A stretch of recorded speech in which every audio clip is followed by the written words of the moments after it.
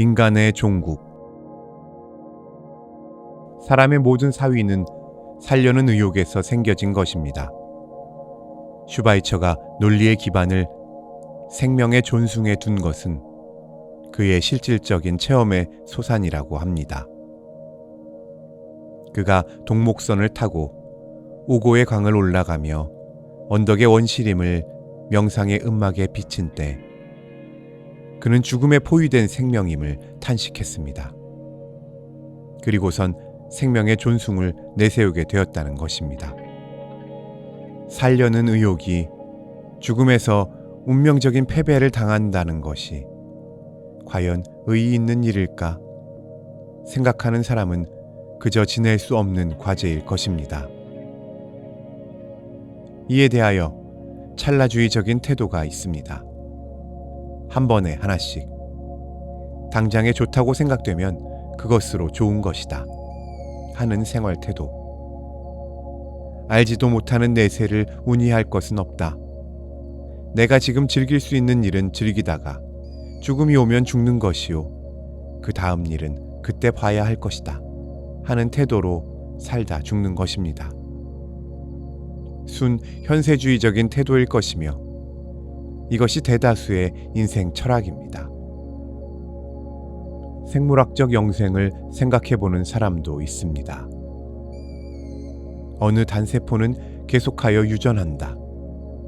자손을 남기고 죽으면 내가 어느 정도 생명적으로 계승된다 하는 점에서 죽음을 이긴 느낌일 것입니다. 그러나 사람이 사람 된 것은 세포가 유전된다는 것쯤으로써 자랑이 되는 것이 아니라 그의 이상, 인격적 감화가 후세에까지 퍼져가는 것이 인간으로서의 소원일 것입니다. 그래서 감화의 영생이라는 것이 생각되는 것입니다. 공자가 죽었으나 그의 감화가 지금도 남아있다. 그것은 사회의 생명 안에서 계속하여 가치를 창조하는 것이기 때문에 높은 의미에서 영생이라고 보려는 것입니다. 그러나 우리가 감화받는다는 것을 공자라는 그 실존이 아는지, 도대체 그 사후에도 존재한지를 말하지 못하는 한 그것은 공자 자신의 현재와는 별개로 생각할 밖에 없습니다. 도대체 이 세계는 영존하느냐? 태양이 지구 표면에 다가와서 제트기처럼 휙 지나간다면 일순간에 이 지구의 생물은 전멸할 것이라고 생각할 때 생명이란 것은 하염없는 것 같이 느껴집니다. 하늘이 종이장같이 말려버리고 땅의 체질이 녹아 흐른다는 오늘 성경 본문의 상징적인 표현은 인상적으로 세계 자체의 종말을 예고한 것입니다. 이때에는 모든 인간적인 조작은 만사휴이라는 탄식만을 남기고 사라질 것입니다. 그리스도교에서는 인간과 역사의 종말에 대하여 어떻게 말하고 있습니까? 이것도 하느님 관계에서만 규정됩니다. 시편에 사슴이 시냇물을 갈급해하듯 내 영혼은 살아계신 하느님을 찾아 목마르다고 노래한 것이 있습니다만 사람의 생명은 하느님을 향하여 갈급합니다. 그것은 거기에만 해결과 안식이 있기 때문입니다. 생명은 땅에서 하늘로, 물적인 데서 정신적인 데로 지향하는 것이 사실입니다. 광물, 식물, 동물, 인간으로 상승한 흔적은 결국 상술한 것을 입증합니다. 그리고 인간 자체의 생명으로 볼지라도 어린애 때에는 먹을 것, 놀이객감을 제일 원합니다. 청년이 되면 사업 건설의 이상, 배우 될 인격 등을 추구합니다. 좀 더 완숙하면 진, 선, 미 등 가치의 세계를 중요시하며 더 나아가서는 종교적인 영원자, 영원 세계를 찾으려 합니다. 물적인 데서 영적인 데로 생명은 지향하는 것이 아니겠습니까? 그렇다면 인격 궁극의 목표는 물건의 세계가 아니라 정신적, 영적인 세계일 것이며 따라서 하나님의 세계일 것입니다. 예수님의 말씀에 너희는 하느님의 나라와 그의 의를 구하라 한 것도 이런 의미에서일 것입니다. 우리는 하느님 안에 쉬기까지는 안식이 없습니다. 그러면 하나님과 화목한다는 것이 생의 지향점이며 사의 극복일 것입니다. 그런데 우리가 누누이 말한 바와 같이 그리스도 신앙만이 하느님을 만나는 길이라고 한다면 그 신앙 자체가 곧 종말적인 의의를 가지는 것입니다. 내가 하느님을 만난다는 것은 내가 세계를 만난다는 것과 같은 것이 아닙니다. 또는 여러 사람 중 어느 한 사람과 만난다는 것과 같이 하느님도 그 중에 하나로 만나는 것이 아닙니다.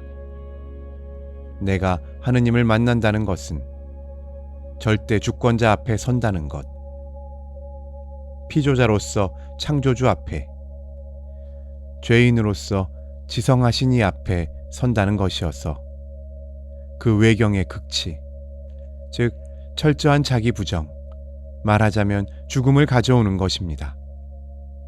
내가 하나님을 만난다는 것은 내가 시간에서 영혼을 만난다는 것입니다. 내 시간이란 것은 내가 살아있는 동안만에서 하는 말입니다. 내가 사흘 후에 죽는다고 가정한다면 내게는 이제 사흘이라는 시간밖에 남지 않았다고 할 것입니다.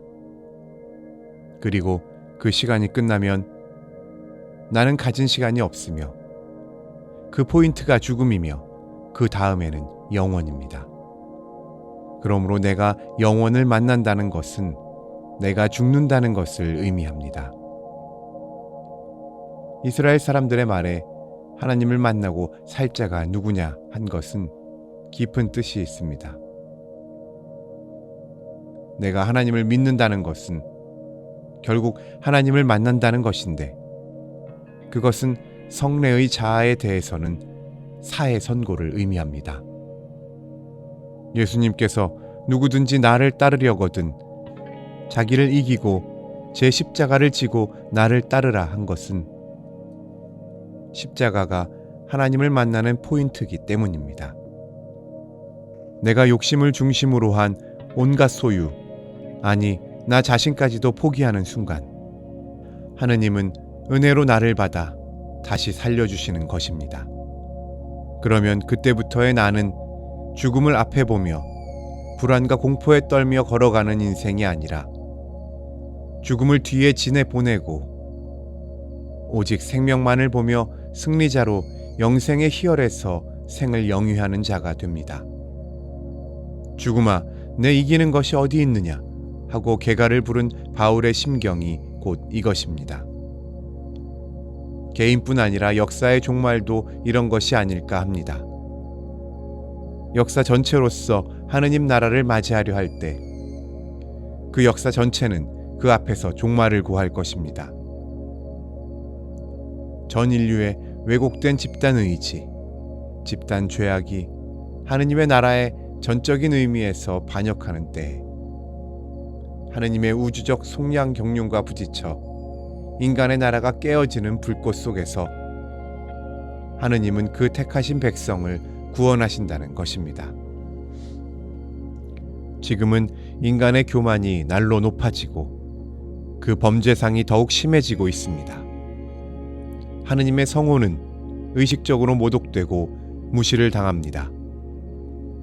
한편에서는 혁명의 미명하에 살벌과 잔악이 성화되는가 하면 한편에서는 행복의 미명하에 퇴폐와 탐욕이 상규로 되어 있습니다.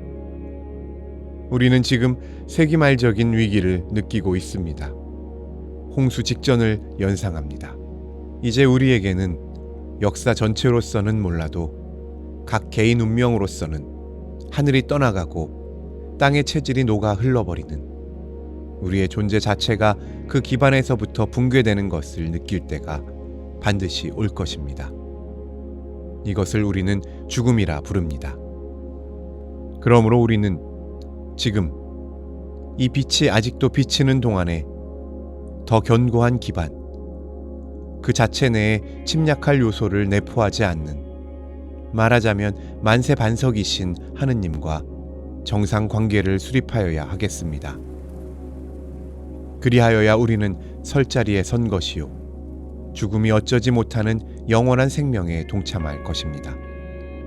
우리는 사와 사후 문제에 대하여 굉장히 자세한 것까지 미리 알아야 할 필요가 없습니다.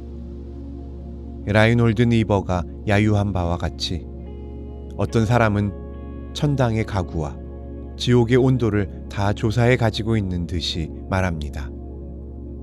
그러나 그런 것은 쓸데없는 엽기라 할 것입니다. 우리는 다만 생과 사의 주 되시는 그리스도를 주로 믿고 창조주 하느님의 품 안에 안긴 자녀로서 지내면 그것으로 문제는 다 해결된 것입니다. 하느님이 우리를 구속하셨으니 죽음이 우리에게 무슨 권세를 가질 수 있겠느냐 하는 것입니다. 그러므로 성 바울 사원의 고 잉승정은 이렇게 말했습니다. Heaven is not a faraway place to which we hope to go, but the presence of God in which we ought to live. 하느님과 화목하면 거기에 영생이 있습니다. 그리스도를 믿으면 하나님께로의 길이 그 안에 있습니다. 하나님은 그리스도 안에서 우리를 만나 주십니다. 그러면 죄와 사망이 권세를 상실합니다. 우리는 영원한 생명을 우리 안에 가지게 됩니다.